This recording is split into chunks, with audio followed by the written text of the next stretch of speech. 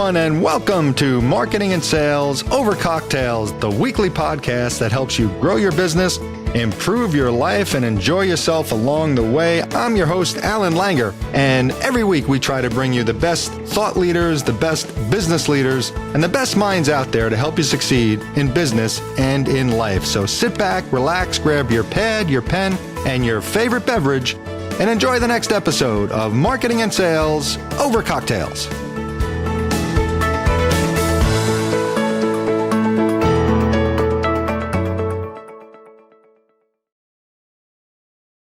Hello, everyone, and welcome back to another episode of Marketing and Sales Over Cocktails. This is your host, Alan Langer, and we are at episode, I think it's 29. We are at 29, and we've got another great guest today. We've got a guest, though, that we're getting a little bit away from marketing and sales and a little bit into the leadership management role, because I think a lot of us are heading that way anyway with COVID and solopreneurship and things like that. So I always want to broaden my guest list here. And I've got a great one in David McGlennen today. And we're going to get to David in just a second. But before we get there, just a couple of podcast notes. The podcast website is marketingandsalespodcast.com, marketingandsalespodcast.com. And don't forget the Ask Alan segment of the podcast. If you go to that website, send me a question through the contact section. If I read your question on the air, you get a free signed autographed copy of my book. And we've got a good question coming up from Deborah today, all the way out in Philadelphia. So again, marketingandsalespodcast.com. Send me a question. If we read your question, you get a book signed by me. Okay. Well, David, it's interesting that Deborah is in Philadelphia for our question later, because you're in Pittsburgh, right? I am. Yes, I am. I'm excited to get that question from a fellow Pennsylvanian. Yeah. So, David, thanks for joining me on the podcast. This is really awesome. You and I met through one of the LinkedIn pods, right? Yes, exactly. We should. Through a LinkedIn pod, we've been chatting and we've been engaging in each other's posts and everything. And David's always had some really cool stuff that he's posted. And so we reached out and we've been chatting. And I'm looking forward to having a conversation with you about what you do. So I will kind of tell people that you are an executive coach, I guess is your official title. He's been doing it for a long time. I've got some notes here that he's actually trained leaders around the world as far as the Arctic Circle, which is pretty cool. He's been on stage with the likes of John C. Maxwell, and that was while he was training in Paraguay, South America. So, David, you definitely got some experience. I'm looking forward to hearing from you today. Why don't you tell the folks a little bit about yourself? Yeah, thanks, Alan. It's great to be here, and thanks for inviting me on. It like you said, it's been really enjoyable to be with you in the engagement pod, and really just engaging with people that are really kind of fun and enjoyable, and their content is really valuable, and that's what's been amazing about LinkedIn. So a little bit about me. I really actually spent the vast majority of my career in the insurance industry. I was in an employee benefits world, and my dad and I had an agency back in the state of Indiana for a long time, for about 20 years. Yeah. So, but I migrated into the leadership and executive coaching world really after what I call as my midlife awakening. And it was really a long time coming, and actually everything that I built and worked through in my younger years really set me up for where I am today. And I'm really feel like I'm in my sweet spot and really enjoy working with business leaders. And it's just really fulfilling to be able to see them grow and grow their business and grow their culture. That's really cool. So, when I see, I'm gonna be straight up with you here, because that's the way I am with my guests and in life. Yeah, when I see executive coaching, just like sales coaching, and I'm saying that because I'm one, it seems to be a dime a dozen. That's like everyone is executive coach today. Everyone seems like I'm a leadership coach. I even saw a 21-year-old the other day on TikTok saying that she was a leadership coach. I mean, all right, come on. Right. I think you need a little experience, but tell me, if people are looking for someone like you, what do they look for? Like, what makes you different from other people? Like, is it a connection? Is it an experience? What would you say about that? Yeah, that's a great question. And I actually get that a lot because what I say is that it's not really, it's really about who I am and who what experience I've had over the course of my career. And I love to be able to connect with business leaders from a relationship perspective. And really who I am is somebody who's built actually several businesses and have been able to navigate leadership, paying payroll, growing businesses, managing multiple projects. And with that experience, I'm able to empathize with a business owner, and I understand what it really means to be able to live in alignment with our values, but yet still grow a business. And those two things sometimes seem like they're at odds, but honestly, I think it can, not only I think it can be done, it can be done. I've made a lot of mistakes, over the course of my career. And it really was what led to what I called my midlife awakening. And so I'm very down to earth. I've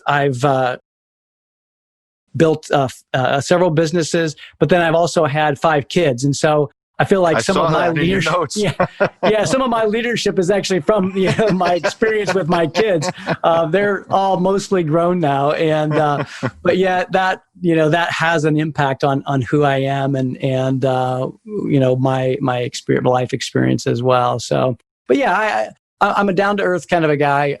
I really love being able to help business owners with their performance, and then again, just alignment with their values. Yeah, and I think that's a great answer because I think I liken it to when you're interviewing someone that you want to hire for anything. Like I've actually been interviewing a couple of companies that for something I want to do, and it comes back to the alignment. Like this one company I just didn't like the feel; it just wasn't right. And then you talk to someone else who's like, oh wow, I like this conversation. This feels good, and that, it comes down to the alignment, how they're talking to you, how they care about you, things like that. So I would think it would be the same exact thing. For sure. But yeah, the 5 kids, that'll turn you into a leader pretty quickly. I've got 3, so I don't know why you didn't stop after 2. I even asked myself that question. Yeah, once you get to 3, you're in zone defense, man. Yeah, exactly. And, you have to learn to work it. We had a friend stop over yesterday, and she has 2 toddlers, a 3-year-old and a 2-year-old. And I was like, oh my God, I can't, this is cute for an hour, but I would never want to go back there. It's just, yeah, that's a tough season, man. Oh my goodness gracious. So, yeah. So this is cool stuff. So the other coaches I've spoken to, they always have they have a thing that they focus on. What is your thing? I think if I remember one of your posts, you talk about how personal life and business life shouldn't be separate. It's kind of all you're one person. But that I'm not answering my own question for you. I'm just I'm sure you have give me one of your philosophies that you like to always talk about. Yeah, you're right. I mean, it's really this idea that life is integrated. I think in older times in history, we've tended to think about business and life as separate, and we have to have this, balance. And I don't talk about work-life balance. I really talk about work-life integration. And I like that. How do we integrate and harmonize the things that we do and who we are in life? And I think that's really at the core of who I am. And it's what I focus on with my emerging leader group. I have an emerging leader group that I work with, and I'm really super passionate about helping new leaders, younger leaders to be able to grow their influence and to be able to grow their own skill set as well. And then I also, in that, help the business leaders and the business owners to be able to work on their culture. So those are kind of like what I would say are the 3, pillars of what I focus on in my work. Gotcha. What you just said there reminded me of something. And I think with COVID, this year, 2020, we're all going to look back on, years from now or even sooner than that. More than anything else, I think COVID has actually forced us all to be integrated. We're all been home. Yeah, exactly. My kids never really knew what I did. I mean, they knew what I did, but they didn't watch me do it. And I've heard that, but like my kid, I'm really, I spoke to one of my son's 19, one of his friends came over the other day and he was like, I never knew my dad was so good at sales. I would just, he's listening to him now every single day. And it's like, wow, you kind of almost get a new appreciation of what your parents did. And, now you're with your kids every day. So it's been a really integration because of COVID, almost like we're forced into it. Right. But it's also been difficult for people who really like to get out and do things. Yeah, I've got a friend over in the UK, and I know they're just as we're recording this, it's they're going into their second lockdown period, and it's been really hard on this friend of mine because he really does love to get out and he loves to be able to get in front of people and face to face, and I love that too. And it's funny because I've actually been working from home for I think like 16 years now, and I say from home, I did a lot of travel, but the vast majority of my work had been, in front of a computer on Zoom for the last 5 years. And then, before that doing, webinars and conferences on, conference calls on the phone. But I think that it is a matter of this season helping us to really understand what that life integration is really all about and how to do it. And sometimes I think it really is a difficult challenge, and it's kind of I even hate to use the word balancing act, but it's a challenge. It's just really a challenge through the season. Here's a little tip I'll share with people. So I have my office, but when COVID first started, didn't matter that I had a door in my office because the kids would just walk in all the time. Right. Well, for like $10 on Amazon, you can get a little red light that you can turn on. And I have that above my door. So like right now we're recording this, I turn on the red light and nobody bothers me. It's like the recording light in a studio. Yes, I love that. No, you're gonna have to give me the link to that because that's pretty cool. I love it. Yeah, it's just it's like one of those lights you press 4 different colors come up. So I have red, don't come in. I have green, you can actually come in the office. So I like it. I love it. It's been a game changer. It really has, because I don't care how many signs I put on the door. I don't care what they put. They didn't even read it. They just walk right in. I remember a while ago when I was actually really first kind of getting started, just really working from home. I didn't have an office, and man, like I would have to make sure that the kids, I would tell the kids, hey, look, I'm going to be on this webinar. You guys got to be quiet. And then I'd have to go into one of the bedrooms that did have a door. We lived in this old Victorian house. It was, pretty wide open and wood floors. So everything bounced around. So if the kids were loud, you could hear it throughout the entire house. And oh my gosh, it drove me crazy, especially in the summertime. Yeah.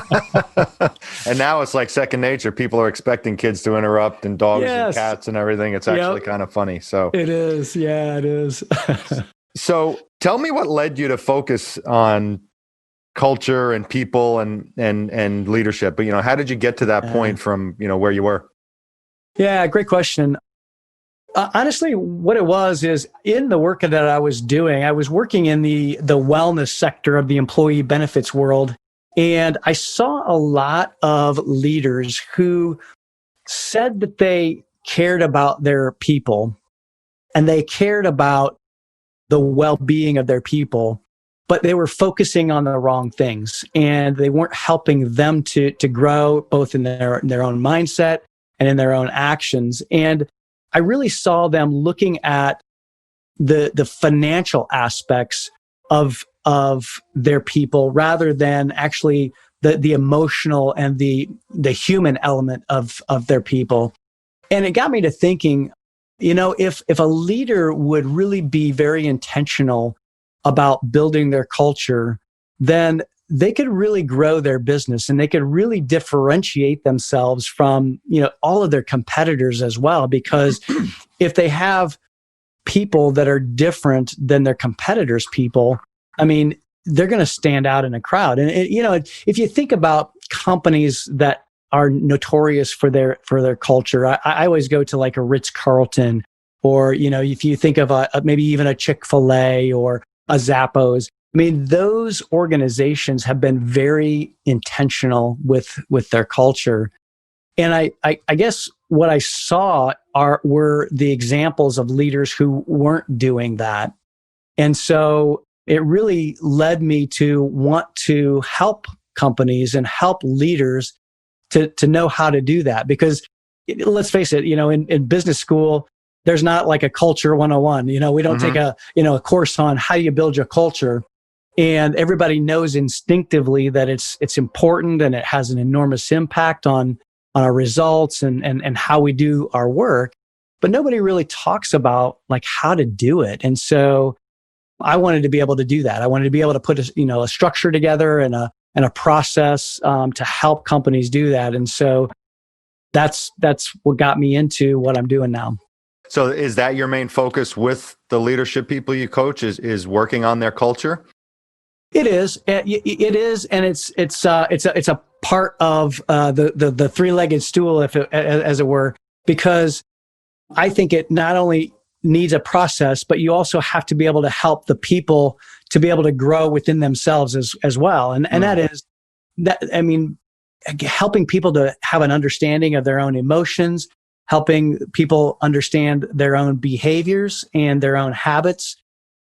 It's a hard job, but it's also one that, if you do it, reaps a lot of rewards. And so it's not only the culture from let's say the executive level or the leadership level, it's also working with the emerging leaders and those people who are, let's say the front lines of the organization, to be able to take and really take these behaviors and the process of building a culture to the next level.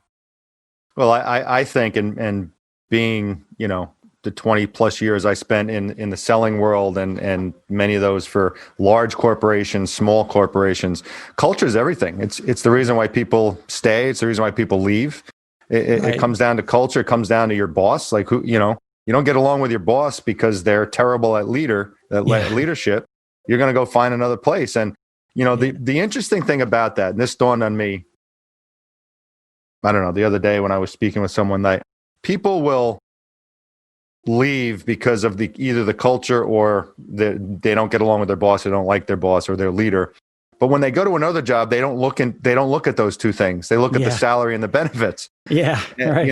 And it's like you I think it's so important when you're looking at a company, who's the leader and what's the culture? Yeah. Not only that, but I think it's fascinating to also watch the human dynamics of the situation that you just described.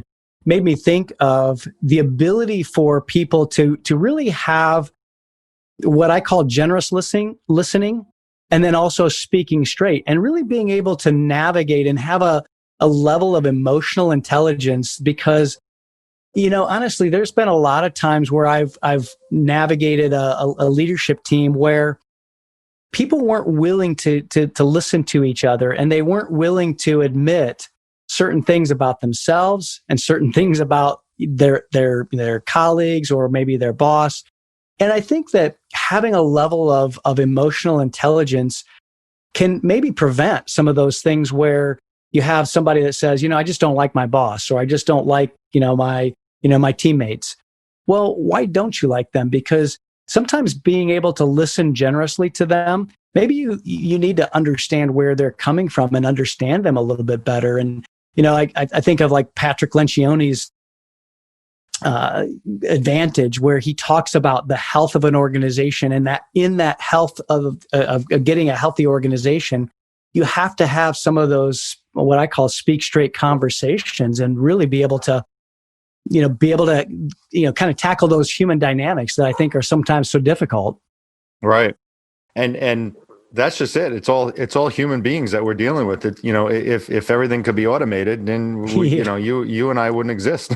Right. Exactly. Exactly. Right? Yeah. But that's the beauty of it. That's what makes, I do a live stream once a week with my buddy Steve Brown, and we call it the human factor. It's the human side of selling and sales and marketing, because so much of it this pendulum has shifted to the automation of selling, and you can't do that. You're not going to succeed in sales and leadership, and your organization, if it's just automated, is not going to have a culture that needs to succeed as well.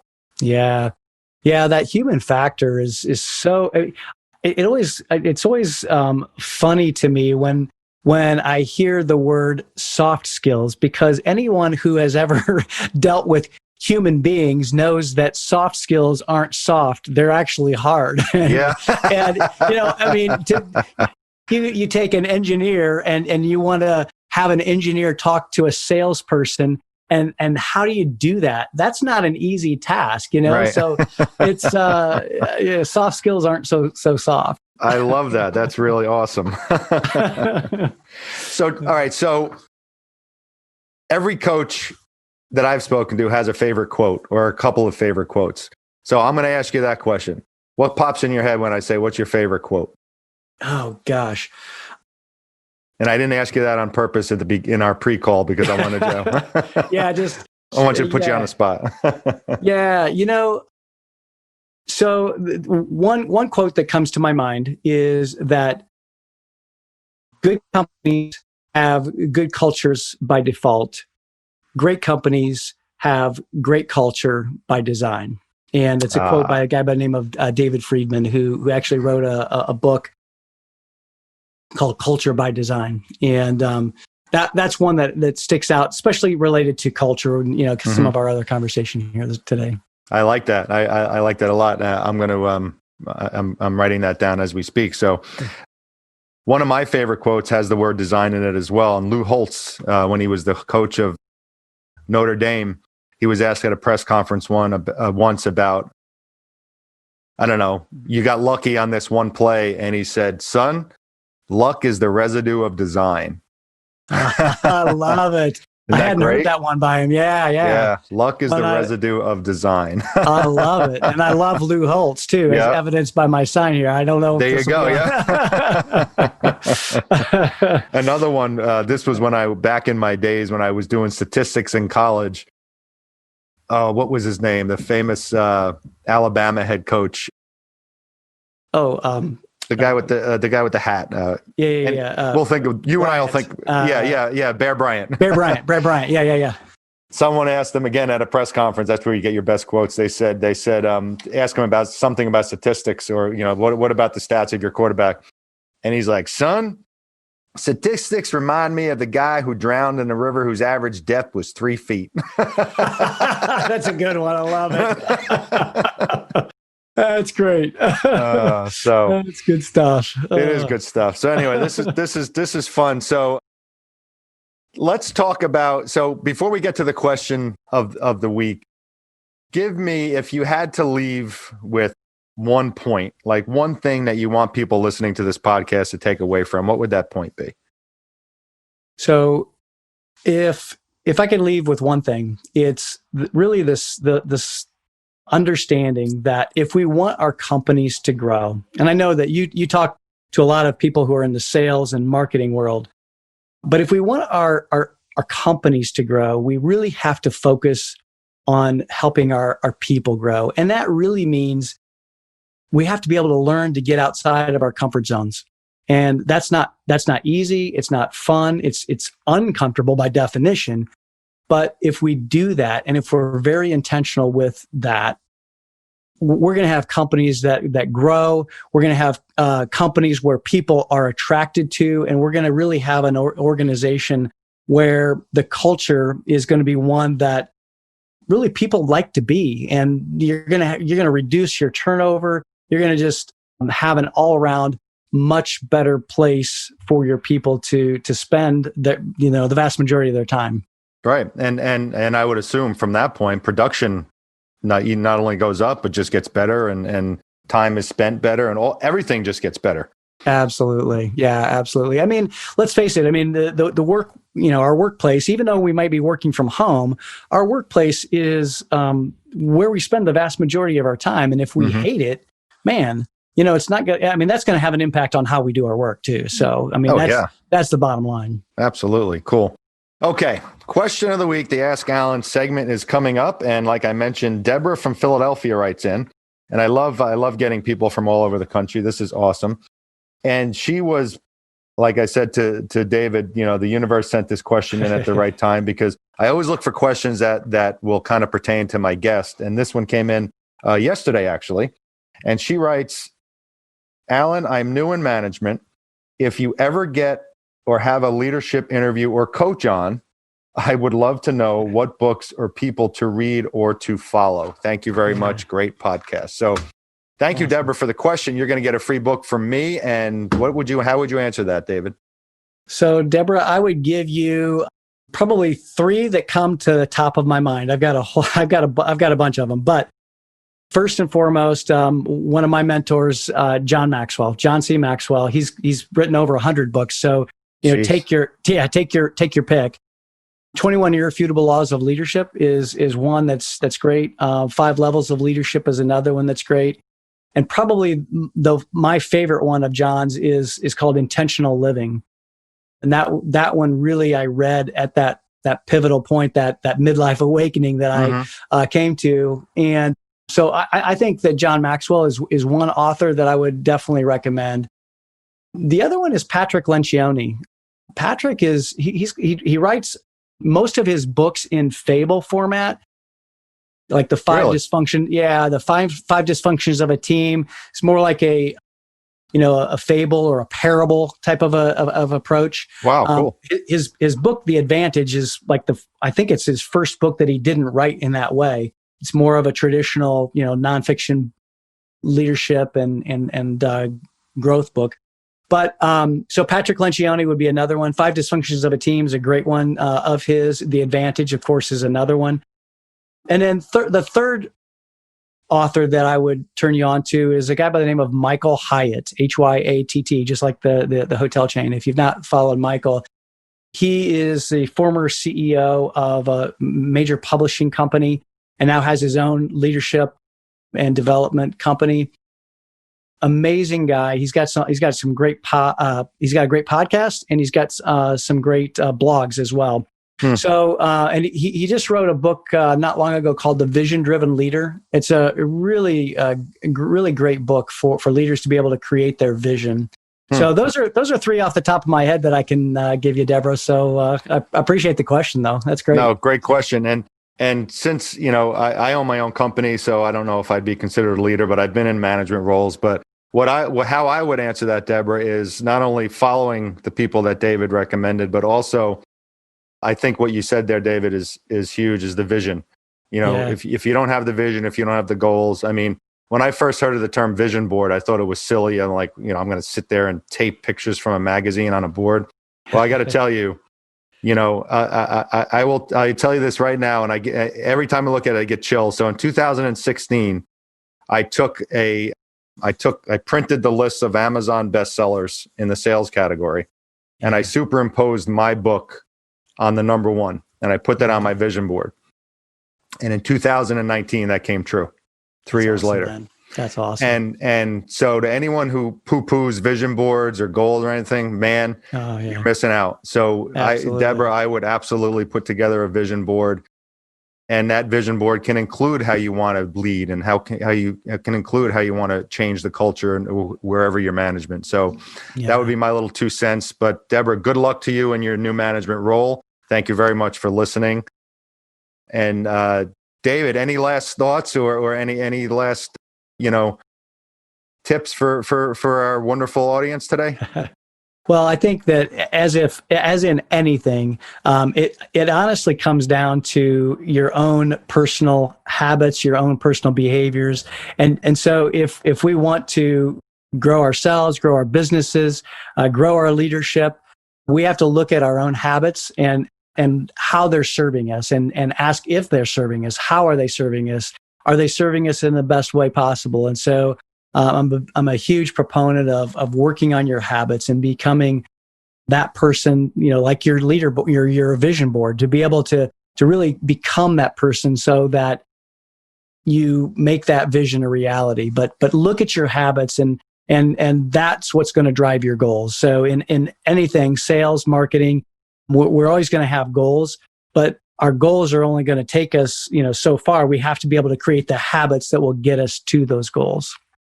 Wow. That's amazing advice to end this podcast. Awesome stuff. David McGlennen, thank you very much for joining me today. This was a lot of fun. We could talk probably for the next few hours, but this has been a great time. I want to thank you for joining me. And everyone, I want to thank you for joining me as well on episode number 29 on marketing and sales over cocktails. No cocktails today because we're doing this in the morning, but that's okay. We can skip a cocktail or two. Yeah. Remember to go to marketingandsalespodcast.com, fill out the contact section for the question of the week. And like Deborah, you could get a free signed autographed copy of my book. Once again, thanks everyone for joining, and we will see everyone next time.